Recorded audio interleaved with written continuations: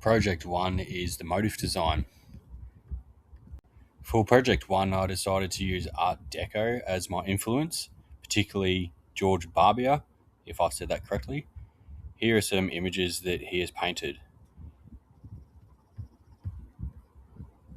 Art Deco was chosen for the inspiration for the Motif design due to its sleek, balanced aesthetic characterized by clean lines, geometric shapes, and simplified forms like linear and chevron patterns, often featuring animals, flowers, and human figures. George Barbier, a prominent French designer and illustrator, embodied this style through his luxurious, elegant, and refined works, marked by bold shapes, symmetry, and geometric patterns.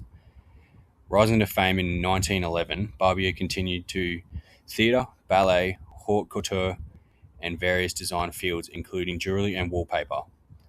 He passed away in 1932 at the peak of his career. Here are some more examples of Barbier's work. Finding an organic object for the motif was initially challenging, but the discovery of a striking leaf resolved this. Its contrasting colours and the natural flowing shape of its outline made it an appealing and inspiring choice. Sketching a leaf was also a challenge due to being out of practice, but the experience was enjoyable. Initially, the focus was capturing every detail, but the sketches were later simplified to prepare for Illustrator. Finding the simplified version too plain, a bite mark and a sharp-ended stem were added to make the design more interesting and unique. Here's a quick squeeze of my final digital drafts. And here are the patterns.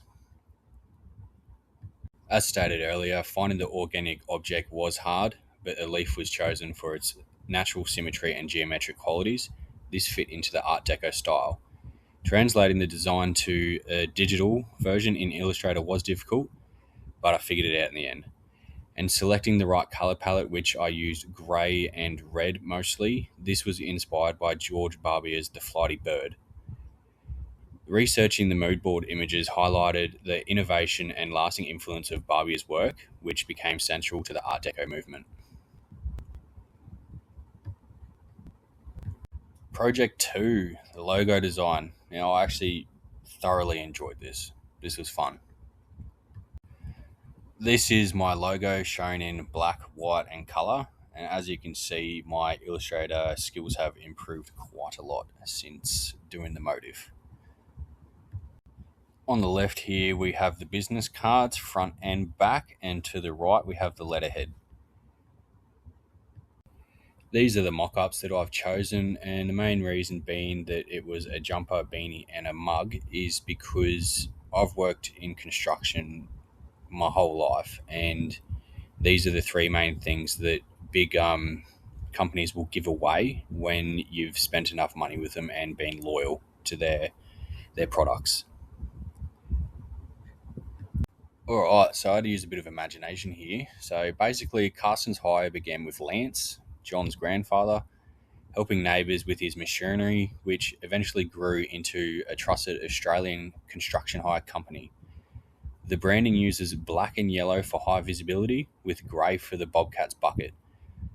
Franklin Goth was the chosen font for this for its simple, practical, and construction-friendly style.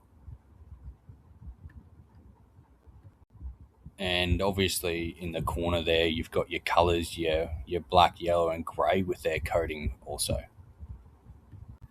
After I chose the font, which was Franklin Goth, the design process began with a point, the fundamental visual element of beginning any design ever.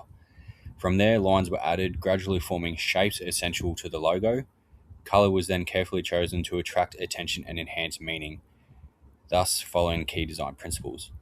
Finally, careful attention was given to the proportions to ensure the Bobcat image balanced well with the text. After evaluating the logo against the five main elements of logo design, it was noted that while it may seem too busy, it